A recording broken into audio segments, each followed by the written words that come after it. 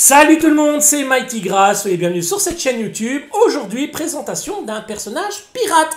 Et oui, ça arrive sur cette chaîne que je vous présente de temps en temps un petit produit bootleg. Il s'agit aujourd'hui du Chevalier de Bronze secondaire Geki de l'Ours dans une version EX, marque MST. Pourquoi ai-je acheté ce personnage alors que c'est un bootleg? Et vous le savez, dans ma collection, j'aime bien avoir des produits en général authentique de la marque Bandai, même si je ne crache pas sur les bootlegs quand ils sont bien réalisés. J'ai actuellement les 10 chevaliers de bronze V1, donc les 5 principaux ainsi que les 5 mineurs, et j'estimais que de changer le bon vieux Geki de l'Ours dans sa version classique par la version EX apporterait peut-être quelque chose de très nouveau au sein de l'exposition. D'autant que la version EX correspondrait vraiment au niveau des tailles, il n'y aurait aucun souci là-dessus. Vous le savez, je n'ai absolument pas envie de changer mes V1 contre les versions Great Toys, même si elles sont très très jolies. Je trouve que le côté enfant, le côté taille légèrement réduite des V1 classiques comparativement aux Gold EX qui sont derrière, leur va à ravir, et je n'ai pas envie de les augmenter de taille et de leur donner un côté trop adulte. Donc j'estime que ce Geki de l'Ours, étant donné qu'il est déjà à la base plus grand que tout le reste de la troupe, mais ça ne choquera pas, au contraire, ça va lui amener un petit côté neuf au sein de mon exposition. Les amis, trêve de bavardage, on lance le générique et on découvre tout de suite ce fameux personnage.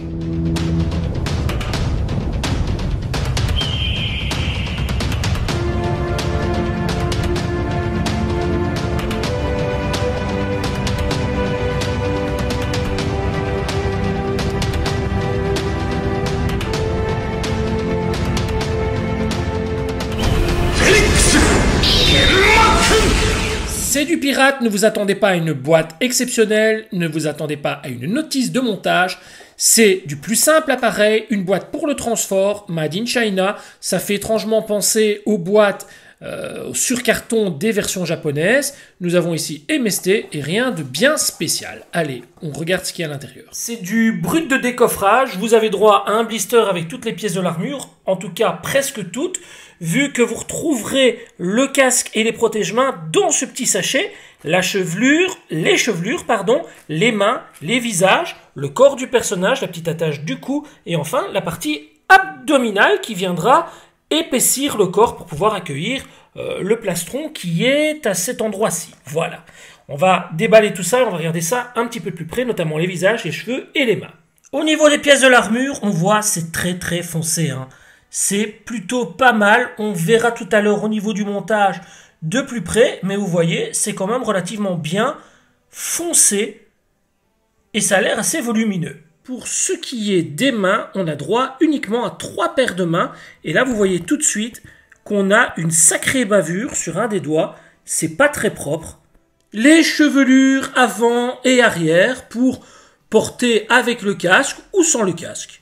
Tout simplement. Les visages sont au nombre de 5. Le premier neutre, le deuxième avec des yeux un peu pervers, le troisième yeux fermés, le quatrième hurlant et le cinquième rigolant. Nous avons ensuite à dégripper les protège-mains, une partie je pense du plastron, le casque que voici en 2 parties et enfin des rallonges pour les pieds. Au niveau du personnage, on a droit à ce fameux corps UX bleu, la partie avant et arrière du plastron qui va venir se fixer ici pour épaissir le corps, et enfin la petite partie du cou. Pour le gabarit du personnage, on se rend compte tout de suite que là, on a vraiment des cuisses énormes, des pectoraux incroyables, une partie abdominale aussi très large, des épaules très larges. Franchement, c'est vraiment un fameux morceau, comme on dit.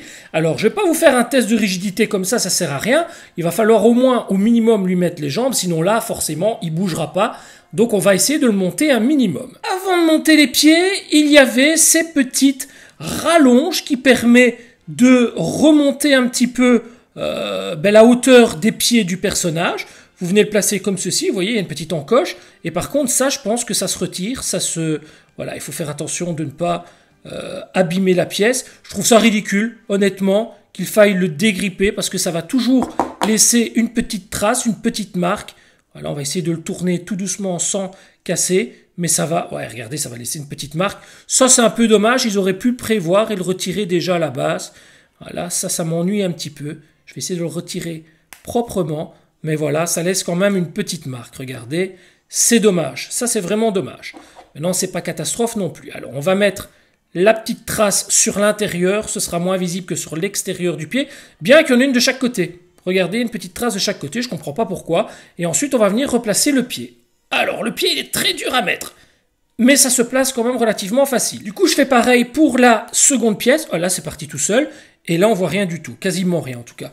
Je vais venir le replacer sur le pied du personnage aussi, et directement replacer le pied sur le perso. C'est juste pour faire le test de rigidité, vu qu'il faudra le retirer tout à l'heure pour pouvoir mettre les pièces des jambes. Et là, ben forcément, c'est plus pareil parce que les pieds sont très très lourds.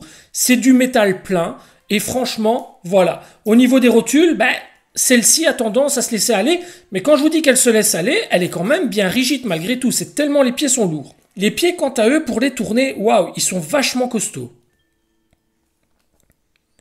Pas de grand écart facilement, c'est très rigide. Les bras, très rigides aussi. Les épaules, ah oui, c'est très très très rigide.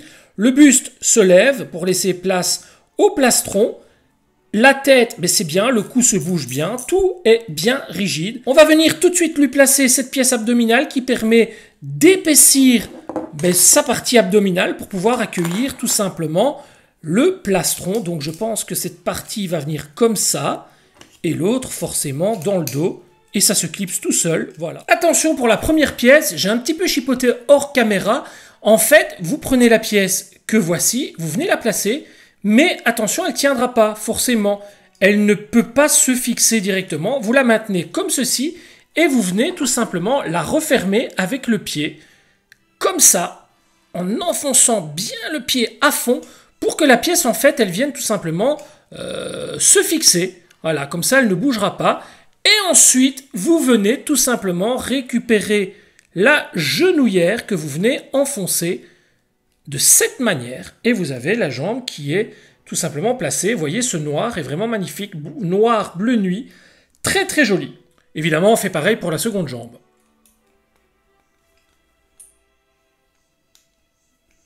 On enchaîne avec le premier bras. Le premier point fermé. Le second bras. Le second point. Il est temps de dégripper les protège-mains. Alors ça m'ennuie toujours de dégripper une pièce comme ça. J'ai toujours peur qu'il y ait des petits éclats. Alors on va faire attention. Ben oui, voilà, un petit éclat ici. Pouh, ça m'énerve. C'est le genre de truc qui m'agace. Sans doute que je les dégrippe mal. Voilà, mais ça c'est le genre de truc que j'aime pas trop. Voilà, on va essayer de... Moi, je pense que je fais pire que mieux. Voilà, j'aurais dû le faire peut-être avec un cutter ou quoi. Ça se verra pas trop. Voilà. Bon, j'essaierai de gratter ça un petit peu mieux hors caméra tout à l'heure. Je vais essayer de faire l'autre. Voilà, j'aime pas ça du tout. Voilà, dégripper, c'est pas trop pour moi. Bon, celle-ci, je lui ai un petit peu mieux. Je gratterai tout à l'heure au cutter, c'est pas très grave. Et je vais venir le placer, parce que sinon, c'est pas très joli. Hein.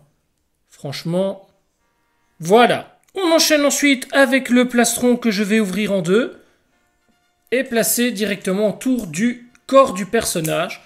C'est une fameuse pièce. Hein. On enchaîne avec la ceinture et directement ici, on voit que le chrome est directement visible. La couleur s'en va. Voilà, c'est pas de la qualité. Hein.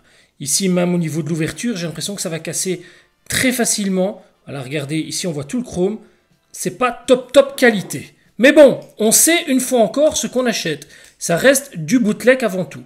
Il y a une petite pièce à venir fixer ici. J'imagine que c'est la pièce qui est juste grippée, qu'il va falloir retirer aussi. Ah, ben ici, il n'y a pas eu de souci, je l'ai retiré facilement. Et donc, cette pièce-ci, on va venir simplement la placer sur la boucle pour fermer celle-ci. On va à présent placer les épaulettes ou épaulières avec des mains de Lego. On ne va pas y aller trop fort pour ne pas abîmer parce que ça doit rester très fragile.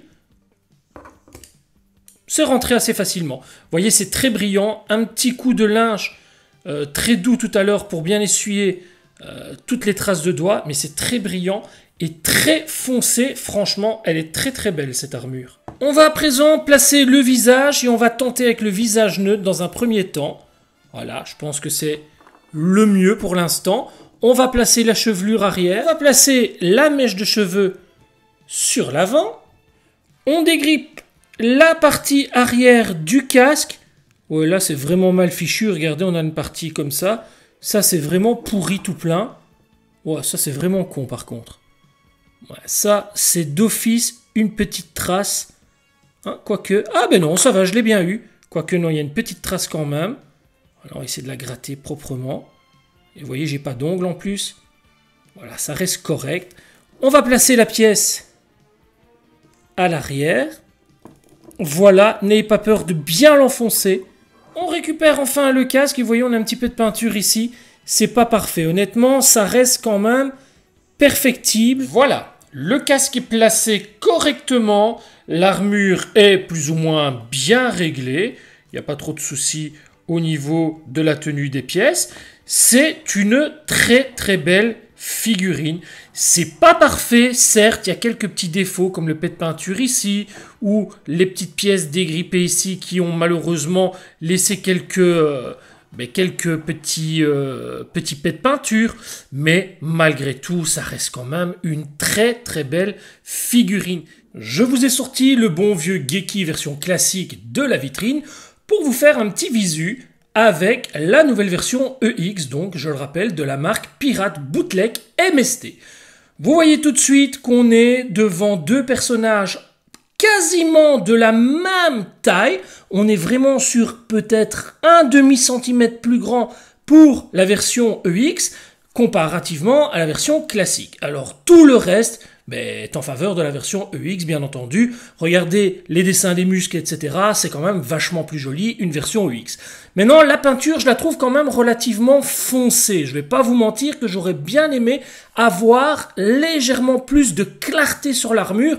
Là, il me fait plus penser à un surplis que réellement un chevalier de bronze secondaire. Alors, au niveau de la chevelure, c'est sans pareil. Hein, la version EX est quand même vachement plus accurate. Le visage, pareil. Les proportions au niveau de l'armure, pareil. On est là vraiment devant une amélioration, une atomisation de la version Bandai qui, malgré tout, pour moi, je trouve, elle a énormément de charme et voilà, un petit côté nostalgique et sentimental qui nous rappelle que c'est une des premières figurines à être sortie. Je vous fais un petit visu de côté également et là aussi, vous pouvez voir que les proportions sont quand même plus jolies sur la version EX. Un visu sur l'arrière cette fois et là aussi, vous voyez que c'est très propre et très bien réalisé. Il s'agit vraiment d'un énorme coup de cœur pour moi et c'est avec plaisir qu'il ira remplacer la version de Bandai.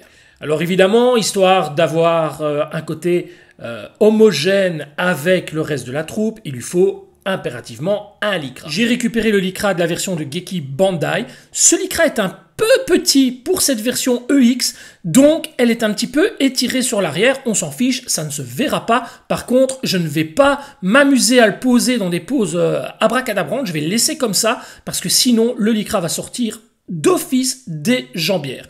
Moi, de toute façon, il ira comme ça en vitrine. Il est très joli. Il a le mérite de remplacer une version un peu vieillissante du Geki de chez Bandai. Maintenant, il n'est pas parfait. Voilà, il coûte entre 50 et 60 € si je ne m'abuse, mais il n'est pas parfait. C'est déjà cher pour un bootleg. Hein. J'ai dû user quand même du marqueur noir pour camoufler certaines imperfections au niveau de l'armure. Ici, j'en ai laissé une pour vous montrer. Vous voyez, il y a des petits points de chrome par-ci par-là. J'ai eu ça notamment sur le bas du ceinturon, j'ai eu ça sur le diadème, j'ai eu ça sur les épaulettes, donc j'ai camouflé un peu l'ensemble. Alors c'est une figurine évidemment pirate, donc je n'ai pas eu difficile à le faire au niveau sentimental. Par contre sur une figurine Bandai, je ne procéderai jamais de la sorte. Voilà les amis à quoi ressemble ce personnage et honnêtement vous pouvez y aller les yeux fermés. C'est pas non plus excessif comme prix et il a le mérite d'être très joli. La vidéo est à présent terminée. Si ce n'est pas encore fait, n'oubliez pas de vous abonner à la chaîne, activez la petite clochette pour recevoir les notifications et laissez-moi un commentaire. On se retrouve très prochainement pour une nouvelle vidéo. En attendant, prenez soin de vos proches et votre famille. C'est là tout l'essentiel, je le dis à chaque fois, mais c'est la vérité. Je vous laisse avec une vue en vitrine accompagnée d'une jolie petite mélodie et on se dit à très très bientôt les amis. Ciao ciao.